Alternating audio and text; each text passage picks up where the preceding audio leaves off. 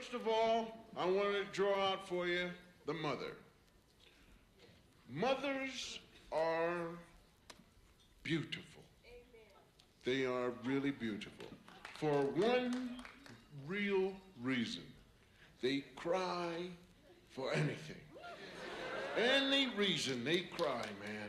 You could find a piece of wood in the gutter, a piece of old raggedy wood, just a piece of wood, and you don't even have to wipe it off. Just take your little penknife and put a nick in it, and just carry it on home to her, and say, look, Mom, see what I made for you? Your mother will say, oh, my goodness. You made this for me. You just come here. I'll forgive you for everything. See, that's where mothers have it over fathers, man. Because you take that same piece of wood, give it to your father. Dad, I made this for you. What the hell is this, a piece of wood you found in the gutter? Get that thing out of here. That's why fathers don't get good presents, because they don't cry. Huh? Father's Day comes, right? What happens? Every father's got to tell everybody, you know, today is Father's Day, for crying out loud. Mother's Day, you break your back, man, buying, working to buy some presents. Father's Day, you go up to your father, Dad, give me 35 cents. I want to buy you a pack of cigarettes. And then you smoke half the pack coming home. And that isn't even his brand. All fathers fall asleep watching the television set.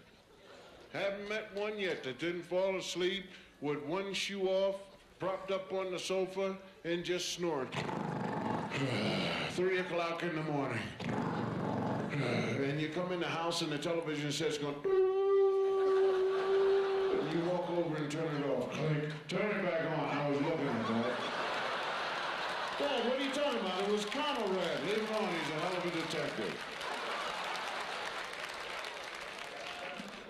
A mother's greatest weapon, though, is not crying. Mother's greatest weapon is her voice. Didn't I tell you not? If that voice is within 30 feet of you, it will decalcify your whole spinal column, and you will drop to your knees and say, please, Mother, I'd rather you hit me than scream at me. Mothers always say, you're going to drive me to my grave.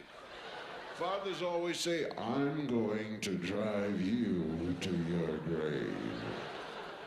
And the father's sound is different too, although it is a great weapon for him. Father's voice is, oh.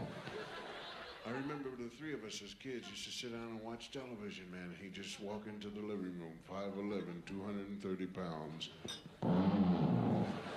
Okay, man, everybody spread out. He's going to hit somebody. No sense in letting him get all three of us in one shot. Everybody spread out. Let's go. And he would always chase one kid. Come back here, which is a dumb statement to make. What does a parent really think? You think because you say, come back here, the kid's going to stop and come back and get killed? Everybody's not dumb. I've seen some dumb parents in my life, man.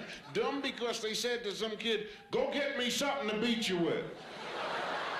Now, what kind of a statement is that to make? And I've seen kids dumb enough to go out and rip up a tree and bring it back here. Go on, beat me to death, Dad. My father ever said that to me, I'd tear off the corner of a piece of paper. Here, go on, way off.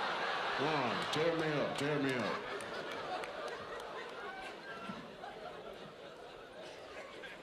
And a parent, the father or mother, is never wrong, man. They don't know your name, some of them. If there's over 3 children, they can't go, Bratch, boy, stop that. They don't know you and walk up and hit you for nothing. Whack, what's that for? That's because the other time when I didn't catch you when you was doing something. And don't you ever forget it. Parents, really groovy.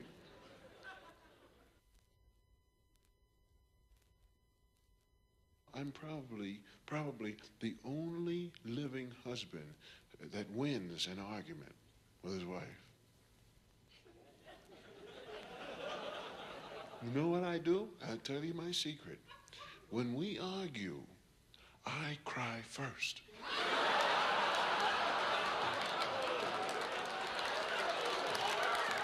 Yeah. And then I beat her to the bathroom. And I lock her out. And she's out there banging on the door. Let me in. I said, no, I was in here first. And then I opened the door and I beat her to the telephone. I called my mother.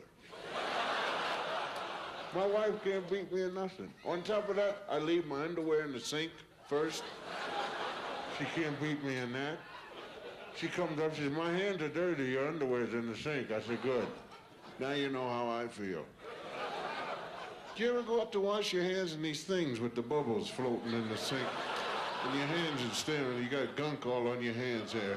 And you know, how are you gonna pick them up? You don't know how to wash your hands and leave the water clear. I leave my socks strung across as she hangs herself when she walks in the bathroom. I pay my wife back. Everything she does, I do. First time I got married, I almost got my neck torn off, man. Walking into that bathroom with the nylon strung across the doorway. Just, I pay her right back. Yes, and I love it. I have my own hair dryer. And she talks to me and I say, what? What?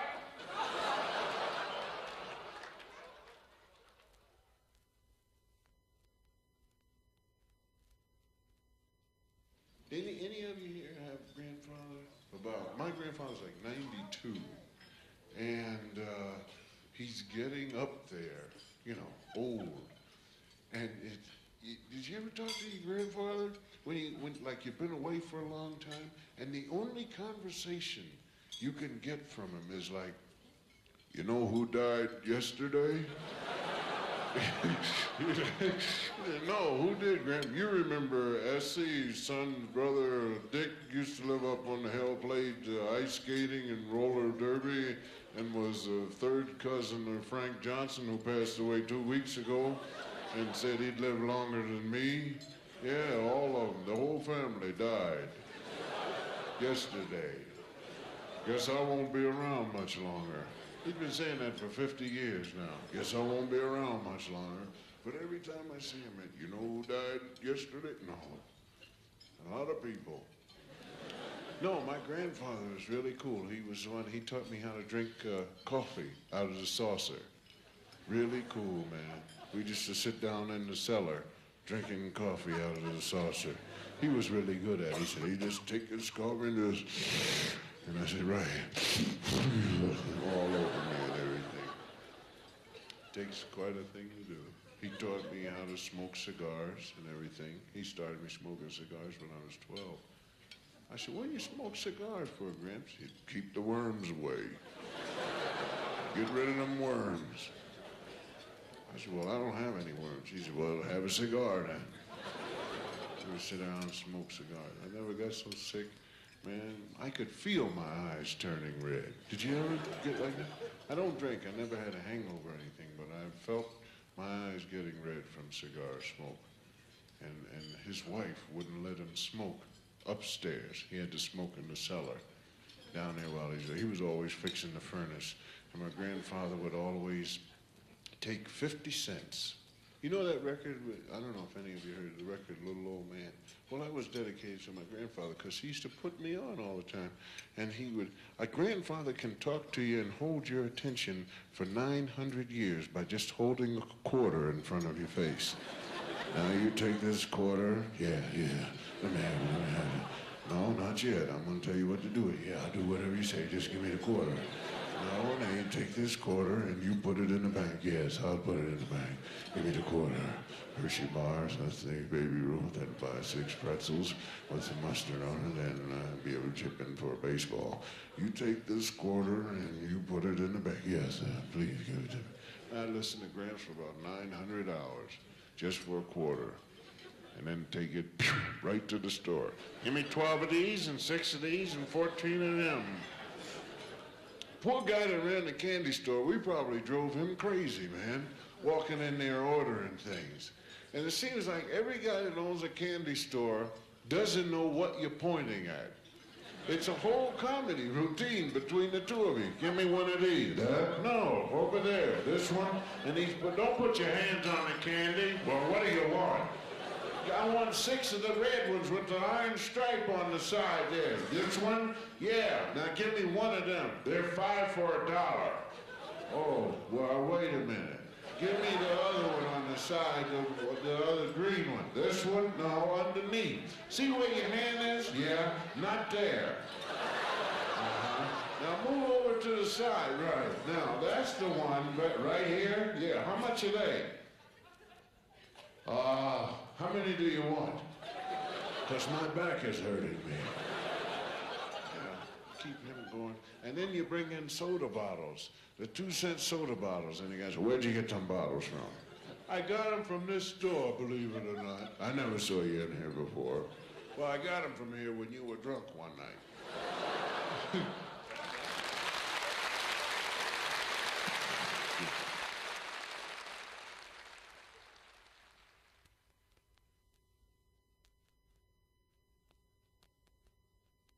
You know what? But dogs are better than cats. Cats are not cool at all. You know, a cat is very independent. He's just sucking in on your food. Now, answer this question. Did a cat ever do anything for you? Huh? Did a cat? No. Cats don't do anything. Huh? They could kill mice any place. He don't have to be in your house. If he's hungry, you watch him. He got a shopping bag. He's going around looking for mice. A cat has never done anything for anybody except sit on your sofa and shed and make you sneeze. Cats, they sit there. No, that's the truth. You watch. I'm telling you, a cat will just sit on your sofa and he's just...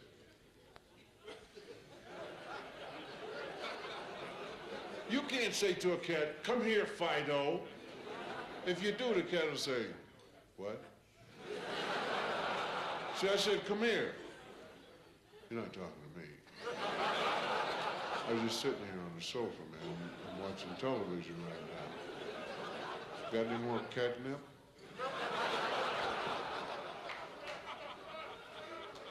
You haven't been catching any mice lately? No, man, because I'm full. Can't eat them all up in one day, you know. And besides, some of them haven't bathed yet.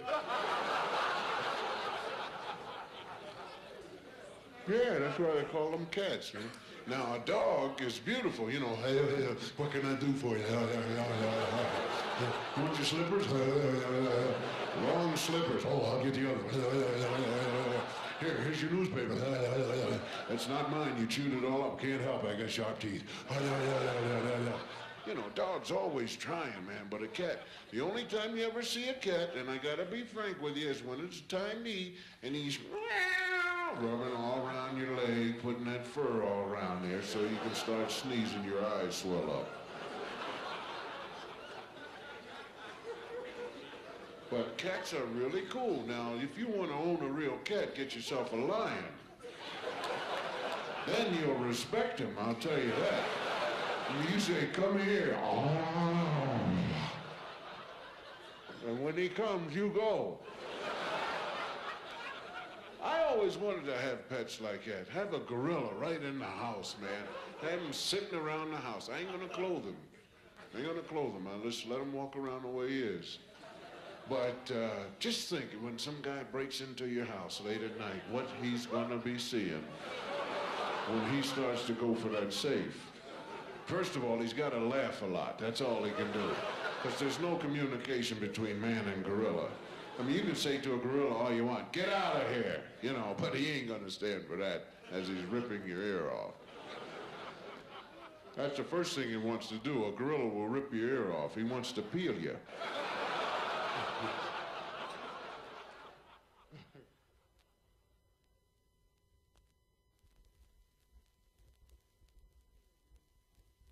How many of you out there own a sports car?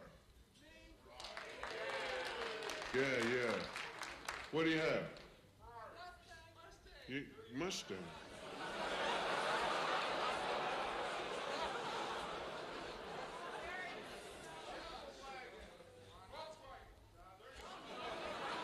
A Volkswagen? Volkswagen is a sports car. I'm sorry, then. Whatever it is I have is out of line because I thought that Ferrari was a sports car. Volkswagen. How many Volkswagen owners out there?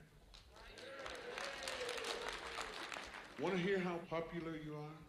Want to hear? Want to hear? Okay. Up with the mics.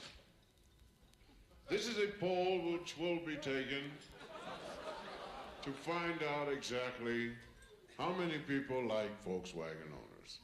Yeah, you ready for it? Now just hold your votes. All those, and please, I'm going to give it to the Volkswagen people first. All those that like the Volkswagen and the people that drive them, you better come through strong, man, because I'm telling you, you're going to be in trouble. Say aye. I'll give you another chance, man. We're kind of weak on that one. All those like Volkswagens and Volkswagen owners, say aye. Are you ready for this? Are you ready for the ultimate? All those disliking Volkswagens and their owners say no. You thought you were well liked, didn't you? Really thought you had. Down with the mics. Just wanted you to get a little idea that there are a couple of people running around here in Volkswagens that are not nice people. I'll give you one example, something I had an experience with it. See, I had a Rolls Royce, cost $19,000, and it stopped running. The thing just went brrr, and I'm sitting out there in the middle of the highway, you know. What? I'm getting ready to tell that right now.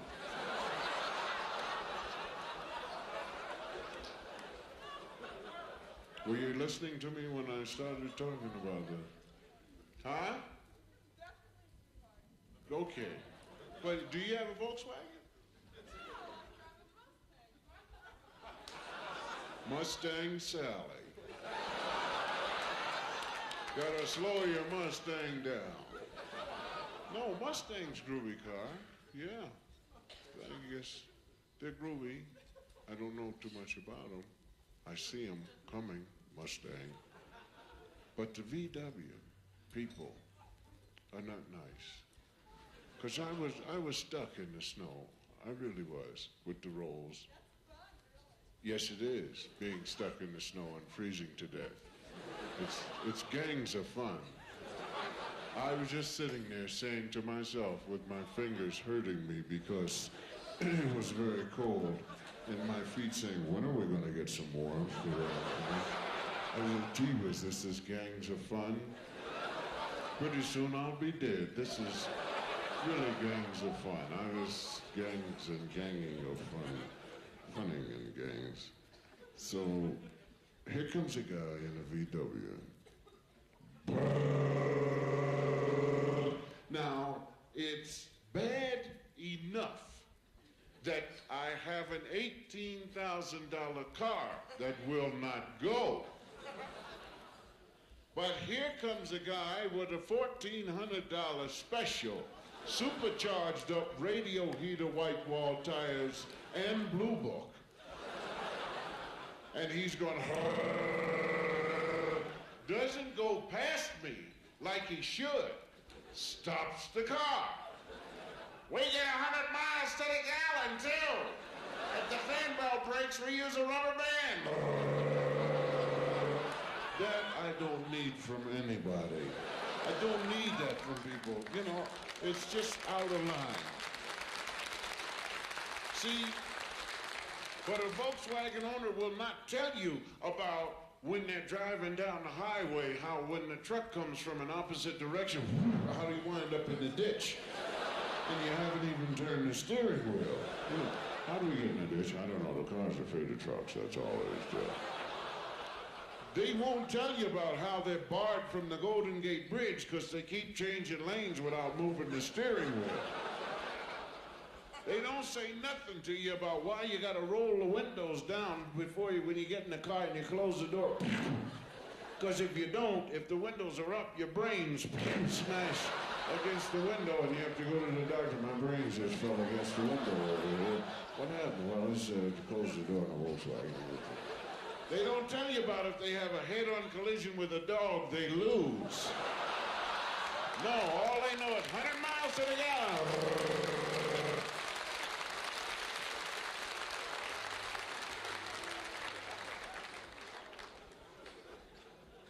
But you are looking at a sports car freak, see? Freak old time with the sports car. Any kind of car, if it does 180, yeah, give me, I gotta have it. That's me, and I cannot stop myself. I try to stop myself, I said, stop, and I said, no, give me. And I got to bought the Ferrari, and another thing is, although I like a car that'll do over 180, I know nothing about them. Won't even read the booklet on the car. Don't even care. All I know is if the car is going, and if it goes, it's broken. And I call up the mechanic. Hello, the car is broken. Come and fix it. I don't even know where the gas tank is. I'm serious about that. Pulled right into the gas station one time. Pulled right up. The guy came out, white suit, gas station attendant with his name, Bob, across the chest, comes over and he says, what do you want? Fill her up. That's what I know. And the guy said, where's the gas tank? I said, I don't know. You're the gas man. Find the gas tank. So now the guy's walking all around the car, man. He's just going around the car, just looking and looking, getting ready to put it in the tires. No, not there, you fool. Well, where's the gas tank? I don't know where it is. What is this, candid camera or something? You got the thing in? No, it's not. Find the gas tank. Okay. Well, what if I just pour it all over the car? Maybe it'll suck in somewhere around there. All right? Now, I have found out through stupidity that there's an instrument on the car which will let you know just how dumb you are. I mean, there's no pity. Windshield wipers. They have no pity on you whatsoever. You hit the wrong button, they'll tell you, dumb guy, dumb guy, dumb guy, dumb guy, dumb guy. And then you can't find the button to turn it off. Dumb guy. Sun shining, people keep turning on their windshield wipers as you pass them by. Is it raining? I don't know. His was on. Dumb guy.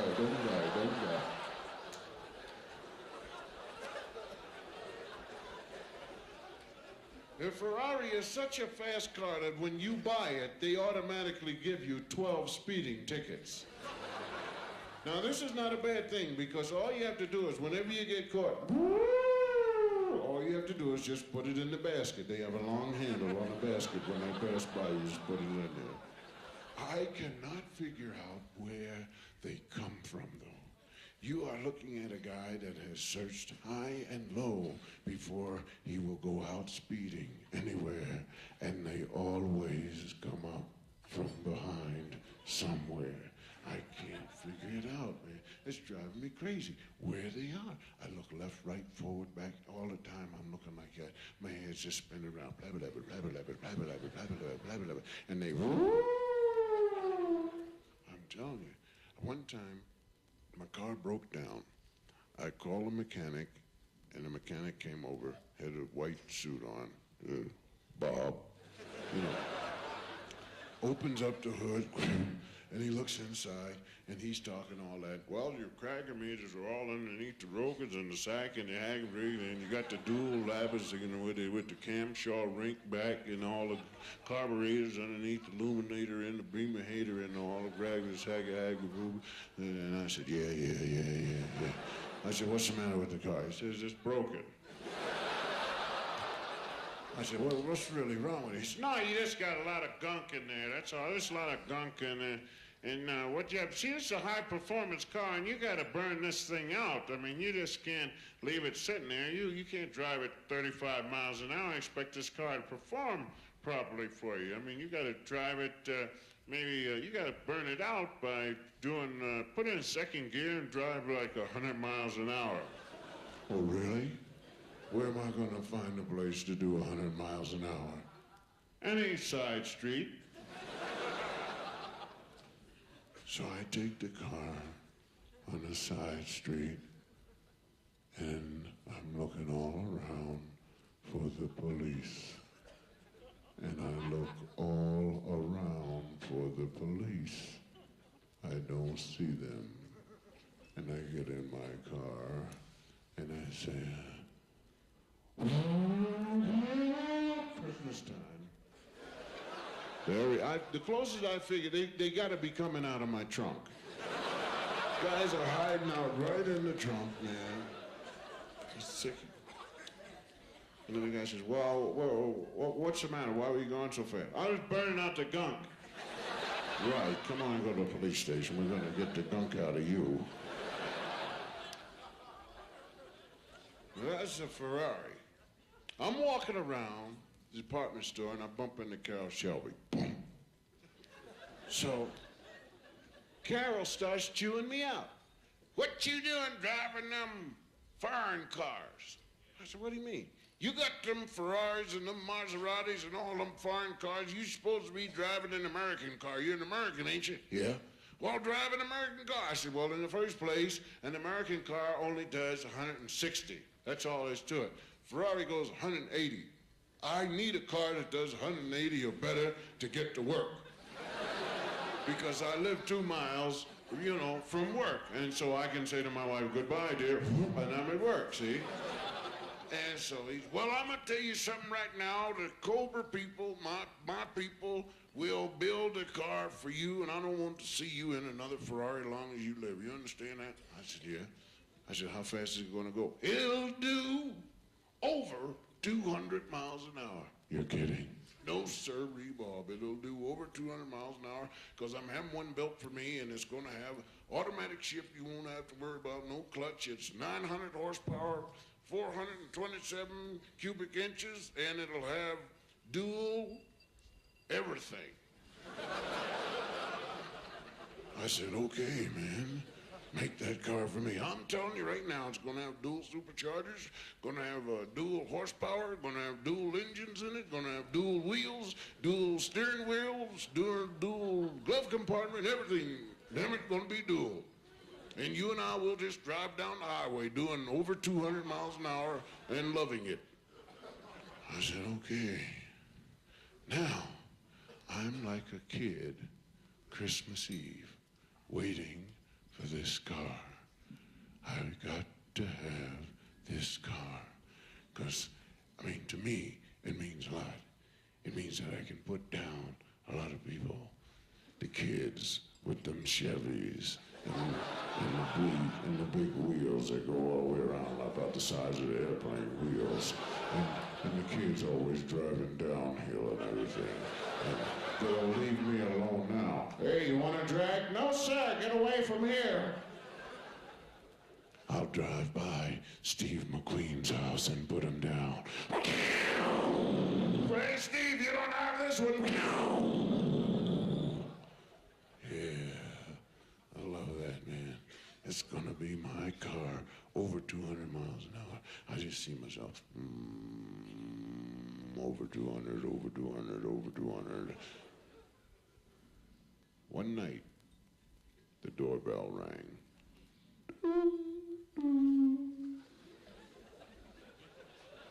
That's my doorbell. My wife had that doorbell put in. That wasn't my doorbell. See, when we had the house built, I put in my own doorbell, which I thought was really groovy. And it is. It's cool. I get tired of doo, doo. When you push my doorbell, it says, somebody's at the door. That's very hip to me. I love that, man. And the houseman comes up to me and says, Mr. Cosby's a man out there with the Cobra. What? The Cobra? You're kidding. No, sir. Have him come in. So the guy walks in, and he's all dressed in black. And he's got his name across the thing. That's Bob. How'd you know? Did you meet him before? Met him? Bob, across. And he says, here are the keys to your Cobra, Mr. Cosby. Is it outside? Yes, sir. oh man, give me the keys. And I ran upstairs and I changed clothes, put on my Italian racing shoes, and put on a shirt with an ascot, and I put on my scarf, and it was starched, going straight back. And I had my hair all starched and going straight back. Look out, Snoopy! And I come downstairs, and I go outside, and I look, and there she is, all blue. And it's got chrome pipes coming out of the engine, wrapping all the way around the car, forming into a roll bar. And on the hood, there's a hickey. That's where the superchargers live, right there in that hickey. And I said, oh man, my car. Oh, and pipes coming out, the exhaust pipes just coming out, shooting out 18, 19 diameter inches, cubic centimeter pipes. Wait till them kids in the Chevy see these pipes. They'll go crazy. They'll say, oh wow, look at them pipes, man. This guy's got pipes coming out of his car. Oh wow. And I opened the door. And I got in the car. My car. Ooh, I love you, car. And I kind of just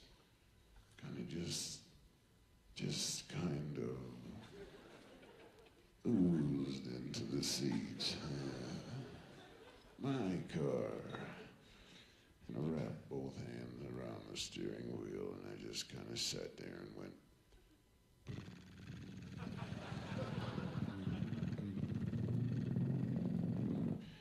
And the guy said, why don't you start it up?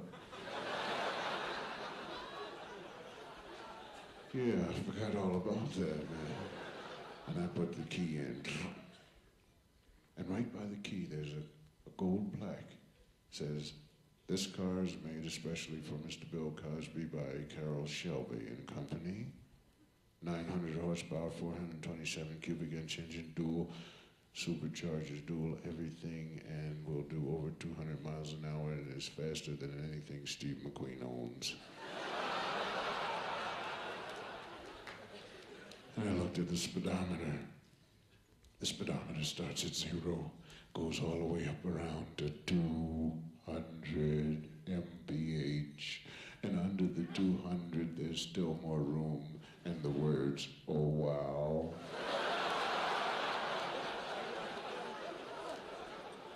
Oh, and there's a fire extinguisher.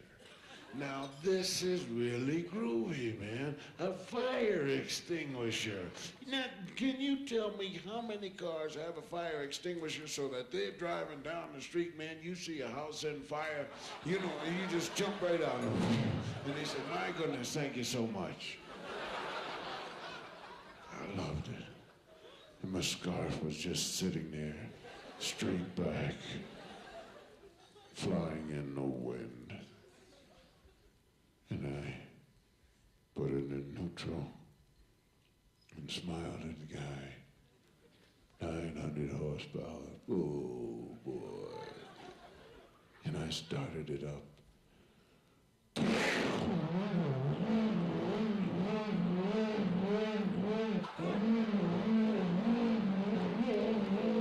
And I turned it off.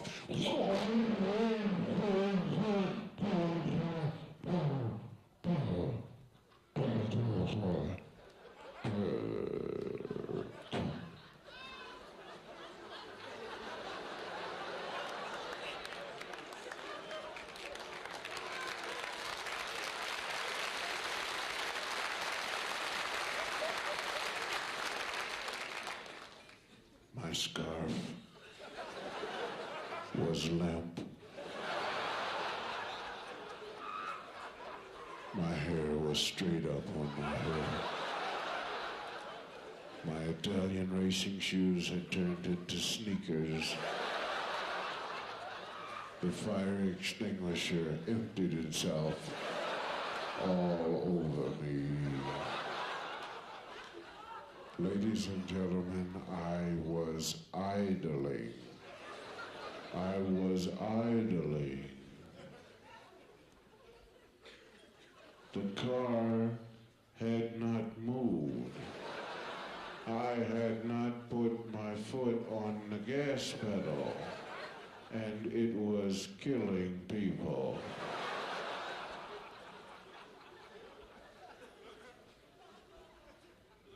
My body says, get out now, or I will not be with you. But the mind and the body do not get along well, and so the mind's ego was at stake here. Manhood. I couldn't let this man know that I was scared to death. I couldn't let him know that I went along with the fire extinguisher.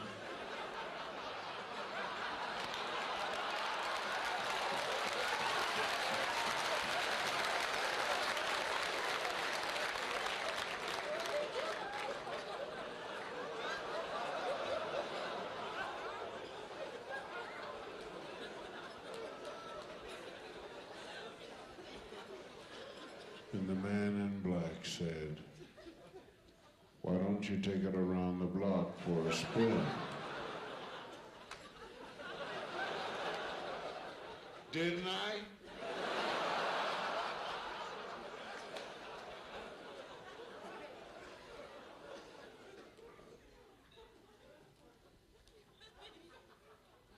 I pulled the emergency brake back as far as it would go. Put my foot on the brake as far as it would go. I checked to see if it was in neutral. I fastened my safety belt. The first time in my life I've ever fastened a safety belt. Now I know why they make safety belts. They're not concerned with my safety. The ambulance driver is too lazy to look for the body.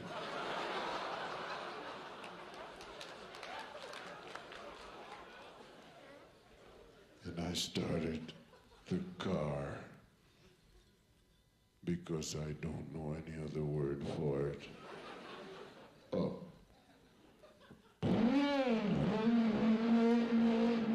I put it in drive, emergency brake on, and foot brake on. I went around my own tree 3 times. Turned it off. Was still going around the tree.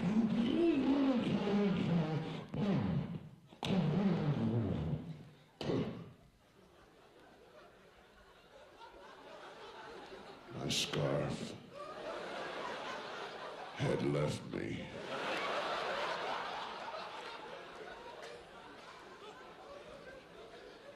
My shoes were run over.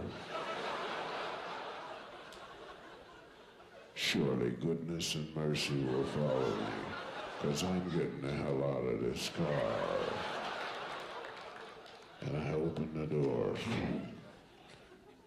and I took the keys out, and I walked around the car at a distance of about 12 feet. And I went over to the man dressed in black, and I said, take the keys and this car. It's all paid for, and you give it to George Wallace.